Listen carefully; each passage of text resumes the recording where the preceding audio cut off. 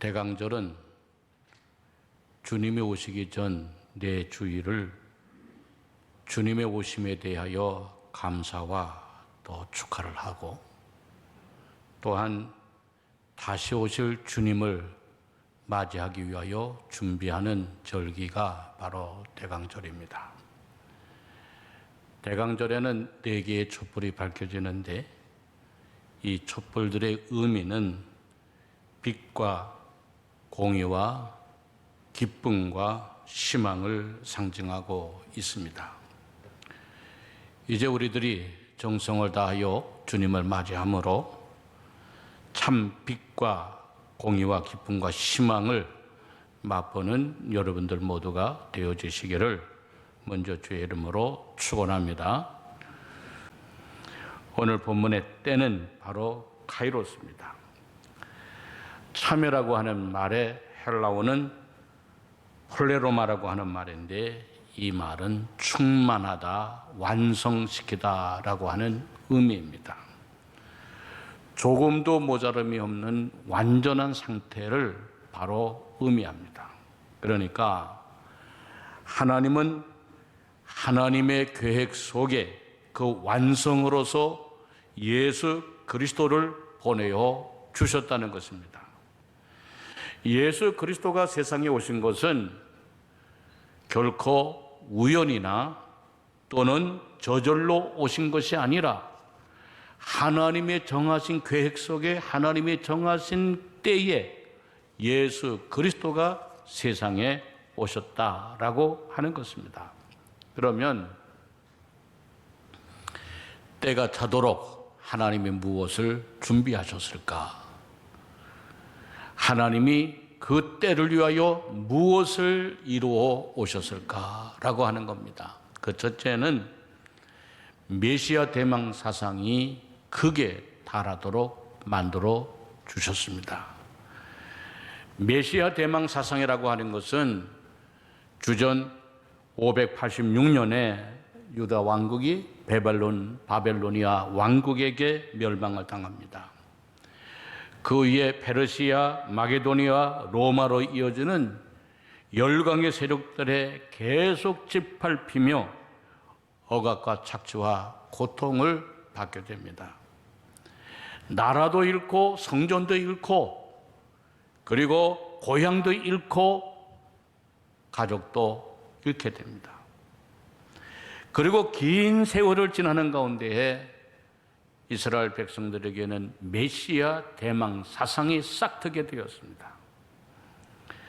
막연한 인간적인 소망이 아니라 하나님의 여러 선지자들을 통하여 계시하여 주셨고 말씀하여 주신 메시아, 그 메시아가 오셔서 잃어버린 자기 나라를 회복시켜 주시고 다윗과 솔로몬 시대의 영화를 다시금 허락하여 주실 것을 꿈꾸게 되었다는 것입니다.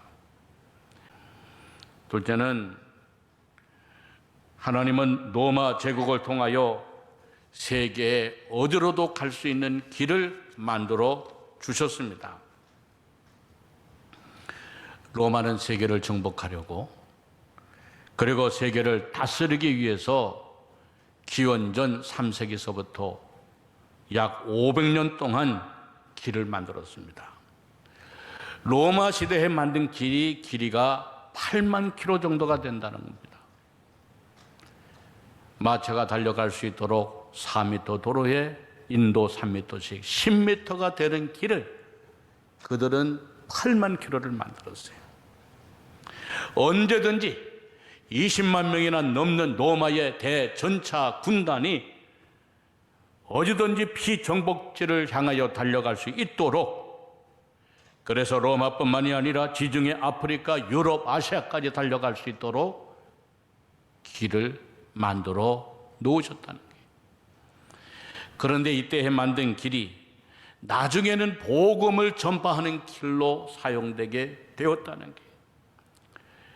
예수님의 제자들이 로마 제국에 만든 길을 따라서 아시아, 아프리카, 유럽, 그리고 지중해 일대 어느 곳이든지 복음의 길이, 제자들이 달려갈 수 있는 길로 사용할 수 있도록 그 길을 만들어 놓으셨다는 거예요. 실제로 하나님은 언어를 통일시켜 놓았다는 겁니다.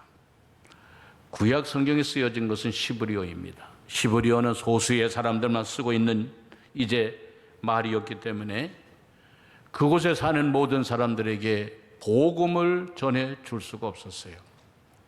그래서 당시에 사람들이 통용할 수 있는 하나의 언어를 만들어 놓았는데 그것이 바로 헬라어라는 겁니다. 그래서 헬라어를 통하여 아시아와 유럽과 아프리카 어디든지 가서 하나님의 복음을 전할 수 있도록 언어를 통일시켜 놓았다는 겁니다. 사도 바울이 소아시아의 길리기아 다소에서 태어났지만 어디든지 가서 복음을 전할 수 있었던 까닭은 바로 헬라어로 통일되어 있었기 때문이었다는 게. 그리고 성경을 써서 많은 사람들이 읽힐 수 있었던 것도 바로 그 언어 때문이었다는 겁니다. 바로 하나님은 통일된 언어를 만들어서 그리고 로마 제국에 뚫어놓은 길들을 통하여서 부활하신 예수 그리스도의 복음을 어디든지 빨리 신속하게 전할 수 있도록 하나님이 만들어 놓으셨다는 게. 네 번째로 하나님은 회당과 디아스포라를 남겨 놓으셨다는 거예요. 회당은 포로 시대에 만든 것이었습니다. 성전이 파괴되고 민족은 흩어져 살아갈 때 유대인들은 모여서 제사를 드리고 율법을 배울 수 있는 장소가 없었어요. 그래서 유대인들은 10명만 모이면 그들에게 제사를 드리고 율법을 가르칠 수 있도록 회당을 만들었어요. 포로에서 돌아온 후에도 회당은 그대로 남아 있었던 유대인들이 모이는 곳에 그대로 존재했고, 돌아가지 못한 사람들이 그 회당에 모여서 제사를 드리고 율법을 배우고, 그리고 이제는 그들이 모이는 집회 장소로 사용했다는 게. 1세기경에는 유대인들 공동체가 있는 곳에는 반드시 회당이 있게 되었어요. 또 포로에서 돌아온 후에도 그들은 성전에서 제사를 드렸지만은 유대인들이 있는 곳곳마다 그들은 회당을 지었어요. 그래서 어떤 도시에는 몇 개의 회당이 있었고, AD 70년 성전 파괴 당시에는 예루살렘에는 394개나 되어지는 회당들이 있었다는 거예요. 그런데 그 회당들이 나중에 교회와 같은 역할을 하게 되는데, 예수님의 제자들이, 예수님이 말씀을 가르치고 복음을 전할 때에 예수님과 제자들은 이미 있던 그 회당에 들어가 예수님의 말씀을 가르치고, 그리고 예수님의 부활을 전하여 주는 교회와 같은 역할로 사용되게 되어졌다는 거예요. 이렇게 하나님은 예수님이 오시기 전부터 예루살렘과 이스라엘과 그리고 유대인들이 흩어져 있는 곳들마다 회당을 만들어 놓으셔서 거기에서 예수님의 복음을 가르치게 하고 예배를 드리는 교회와 같은 역할을 하도록 하여 놓으셨다는 거예요. 그뿐만 아니라 시리아, 이집트, 소아시아, 메소포타미아, 그리스, 이탈리아에 많은 디아스포라들을 남겨 놓아 두어서 예수님의 제자들이 그 가는 곳곳마다 디아스포라들이 있게 하시고 회당이 있게 하여 주셔서 예수님의 부활의 소식을 빨리 신속하게 전하여 질 수 있도록 해 주셨다는 겁니다. 여러분, 메시아 대망 세상을 가득하게 하신 거나, 로마 제국을 통하여 길을 곳곳에 만들어 놓은 거나, 언어를 통일시켜 놓은 거나, 회당들을 만들어 놓으신 거나, 디아스포라를 남겨 놓으신 것들이 다 우연이 아니라 때가 차도록 그 때를 위하여 하나님은 미리 준비하여 놓으셨다는 거예요. 다섯 번째는 백성들은 자기들을 지도할 지도자들을 열망하게 했습니다. 그 당시에도 여러 지도자들이 있었어요. 예를 들면 바리새파 사람들. 이 사람들은 유다가 점령을 당하고 그리고 이토록 민족의 어려움을 당하는 것이 율법을 중하게 여기지 아니했다는 것을 생각하고 그들은 모세의 율법을 더 엄격하게 가르치고 지켰어요. 그러나 이들은 형식주의에 빠지게 되어서 나중에는 더 독선적이고 더 유선적인 지도자들이 되어지게 되었다는 거예요. 사두개파 사람들이 있었습니다. 이 사람들은 헬라 문화를 받아들이며 현실과 타협하여 자신의 믿음과 종교를 지키려고 했지만은 나중에는 비종교적이 되어지게 되었고 세속주의에 빠지게 되었고 부활도 없고 천사가 없다고 주장하는 사람들로 바뀌어졌다는 거예요. 또 그 당시에 SNF파들이 있었습니다. 이들은 엄격한 금욕 생활과 하나님과의 일치를 부르짖으며 사회 근방에서 지하의 동굴을 파고 바위의 동굴을 파고 공동생활을 했던 사람들이었습니다. 그러나 이제 이들은 나중에는 금욕주의자들과 신비주의자들이 되어지게 되었다는 게, 이렇게 그 당시에 여러 종교 지도자들이 있었지만은 백성들에게 희망을 주지 못하고 더욱더 백성들에게 영적인 혼란과 그리고 영적인 방황을 가져다 주는 지도자들이었다는 거예요. 그래서 백성들은 영적으로 구원하여 줄 메시아 하나님의 아들을 그들은 기다리게 되어졌다는 거예요. 자, 여러분, 이러한 모든 것들이 결코 우연히 저절로 되어진 것이 아니라 하나님은 거대한 구원의 계획을 가지시고 하나님은 구체적으로 하나하나를 준비해 오시면서 마침내 그 때가 참에 여자에게서 아들을 보내어 주셨다는 거예요. 여러분, 가장 큰 사랑이 뭘까? 그건 자기의 목숨을 내어주는 것 가장 큰 사랑입니다. 근데 그보다도 더 큰 사랑은 뭘까? 자신의 낳은 아들을 죄인들을 위하여 내어주는 것입니다. 바로 하나님은 우리의 죄값을 치르기 위해서 그 하나밖에 없는 독생자 예수 그리스도를 보내어 주시고 우리의 죄값을 십자가에 달려 치르도록 하여 주셨다는 거예요. 성탄의 의미는 하나님이 바로 우리를 구원하시기 위해서 아들 예수 그리스도를 보내어 주신 것이요, 그 아들 예수 그리스도는 우리를 위하여 우리의 죄값을 치르기 위하여 십자가에 달리사 돌아가신 것이 바로 성탄의 의미라고 하는 거예요. 사랑하는 성도 여러분, 우리가 대강절 세 번째 주일을 맞이할 때 성탄의 의미가 과연 무엇일까? 나의 죄값을 위하여 하나밖에 없는 독생자 예수 그리스도를 보내어 주신 것이고, 예수 그리스도는 하나밖에 없는 목숨을 우리를 위하여 우리의 죄값을 치르기 위하여 오셨다고 하는 의미, 이것이 바로 성탄입니다. 오늘 여러분 한 사람 한 사람이 거저 구원을 받고 거저 하나님의 자녀가 된 것이 아니라 놀라운 하나님의 사랑을 통하여 바로 우리가 구원을 받고 하나님의 자녀가 되었음을 기억하는 여러분들 모두가 되어지시기를 주의 이름으로 축원합니다. 둘째는 아들의 명분을 얻게 하여 주셨다는 겁니다. 아들의 명분을 얻게 하셨다. 이 명분이라고 하는 말은 새로운 지위와 권세를 부여하셨다는 거예요.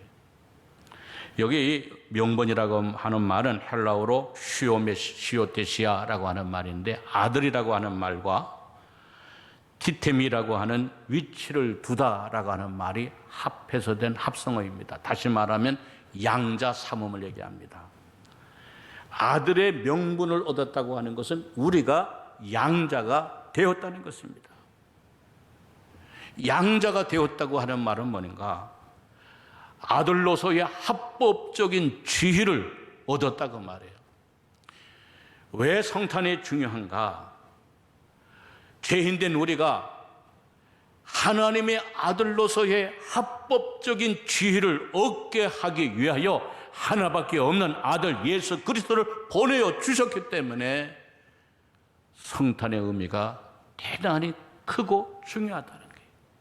여러분, 왜 우리가 성탄을 기뻐하며 성탄에 대하여 감사하며 성탄을 즐거워해야 하는가? 그 이유는 우리가 우리의 지은 죄를 용서받은 것뿐만이 아니라 하나님의 아들 되어지는 자녀의 명분을 얻게 하시는 귀한 일이기 때문에 우리가 감사하고 즐거워하며 기뻐해야 된다는 거예요.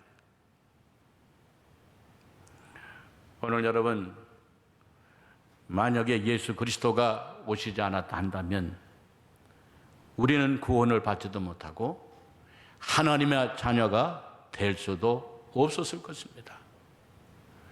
예수님이 오심으로 인하여서 우리의 죄가 용서받아지고 하나님의 자녀가 되어지고 합법적인 자녀로서의 권세를 누리고 살아가게 되어졌다는 거예요. 그러므로 이 성탄을 감사해야 되고 기뻐해야 한다는 것입니다. 오늘 여러분들 이 성탄을 통하여 우리의 신분이 바뀌어졌음을 깨닫고 그로 인하여 하나님께 감사와 영광을 올려드리는 믿음의 귀한 성도들 되어지시기를 주의 이름으로 축원합니다. 세 번째는 왜 하나님이 메시아 예수 그리스도를 보내어 주셨는가? 세 번째는 하나님의 유업을 받을 자가 되게 하려 하시기 때문이었다는 거예요. 7절에 보니까 그러므로 내가 이후로는 종이 아니요 아들이니 아들이면 하나님으로 말미암아 유업을 받을 자니라 그랬어요. 여기 유업을 받을 자라고 하는 말의 언어는 고대 로마 시대에 사용되어졌던 말인데 노예를 사서 자유인의 신분을 줍니다. 너네 이제부터 자유해. 그리고 자유인이 아들이 되게 합니다. 양자가 되게 합니다. 그리고 아들이 되어질 뿐만이 아니라 아버지가 가졌던 주인이 가졌던 모든 유업을 상속할 자로 만들어 준다는 거예요. 여러분 얼마나 귀하고 놀라운 일입니까? 죄의 종이, 율법의 종이 용서를 받고 자유인이 됩니다. 자유인이 되어서 아들이 됩니다. 양자가 됩니다. 양자가 되어서 뭐가 되느냐? 하나님의 유업을 받을 자가 되게 하여 주신다는 거예요. 이 일을 위해서 예수 그리스도가 왔다는 겁니다. 얼마 전 TV를 보니까 세계적으로 유명한 그 앙드레 김이 있잖아요. 근데 앙드레 김이 죽었습니다. 근데 이 앙드레 김에게는 아들이 하나 있었어요. 양자가 하나 있었어요. 근데 그 양자는 어떤 양자냐? 그 양자가 1살 되었을 때 입양을 했더라고 보니까. 1살 되었을 때. 1살 되어서 입양을 해가지고 장성할 때까지 키웠어요. 앙드레 김이 죽으면서 자신이 가지고 있었던 모든 것들을 다 입양한 양자에게 유업으로 주었어요. 앙드레 김이 가지고 있었던 재산, 그가 가지고 있었던 어떠한 이름, 그가 가지고 있었던 남겨놓았던 작품, 옷, 브랜드 할 것 없이 전부 다 1살 때 입양한 그 아들에게 다 상속을 해주고 죽었어요.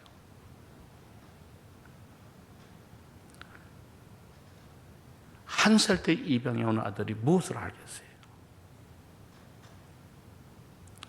여러분, 우리가 예수 믿어 구원받고 하나님의 자녀가 되고 하나님 나라의 유업을 받을 자가 되어졌다고 하는 건 놀라운 사건입니다.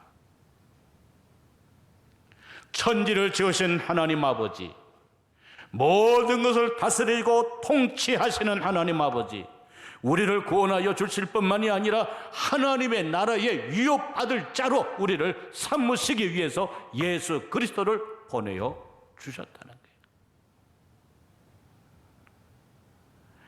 여러분이 거저 하나님의 자녀가 되어진 것이 아니라 놀라운 하나님의 사랑과 구원의 경륜과 계획 속에 하나님의 자녀가 되었음을 깨닫고 우리에게 유업받을 자를 대기하여 오시는 예수 그리스도를 진심으로 사랑하고 영접하는 여러분들이 되어지시기를 주의 이름으로 축원합니다. 그러면 여러분, 우리가 어떻게 이 성탄을 맞이해야 될까?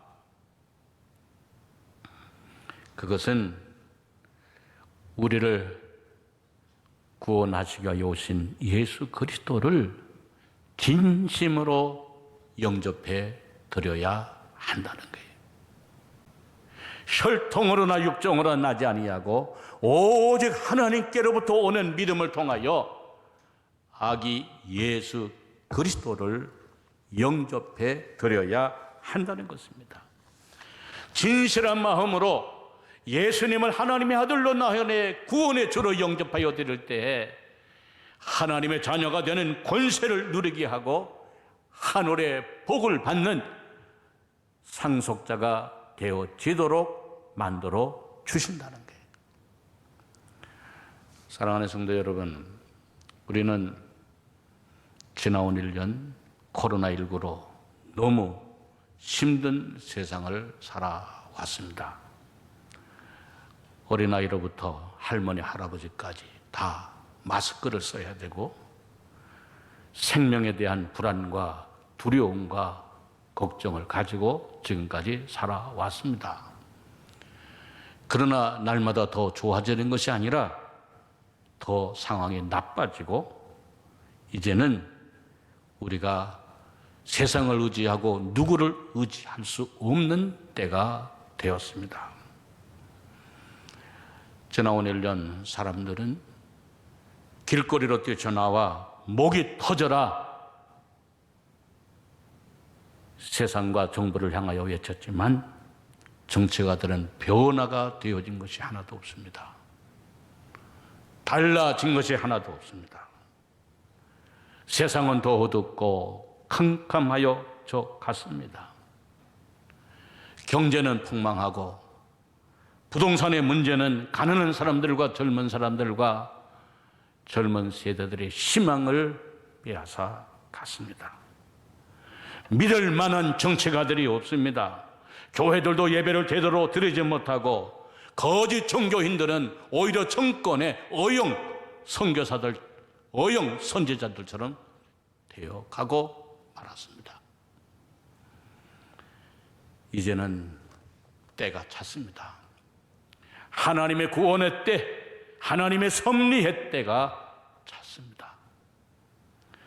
캄캄한 세상을 비추어줄 빛으로 오시는 주님이 계심을 기억하시기를 바랍니다. 예수 그리스도를 진정으로 나의 구주로 영접하여 드리심으로 어두운 마음이 밝아지고 참된 구원과 기쁨과 평화와 자유를 누리는 여러분들 모두가 되어지시기를 주의 이름으로 축원합니다. 그리하기 위해서 가장 낮아진 마음으로, 겸손한 마음으로 주님을 우리 가운데에 모시어 드림으로 인하여서 참된 성탄의 기쁨을 누리는 우리 모든 믿음의 성도들이 되어지시기를 주의 이름으로 축원합니다.